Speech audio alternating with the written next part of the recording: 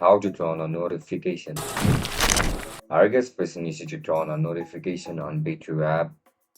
If that's so, then this video might help you out. Without further ado, let's dive into the video. To turn on notification on Bitrue app, first of all, open Bitrue app on your mobile device. As soon as you open the app, log in into your account with your registered email and password. After you get logged in, now just look at the top left corner of the screen where you can see your profile icon. Just simply tap on profile icon.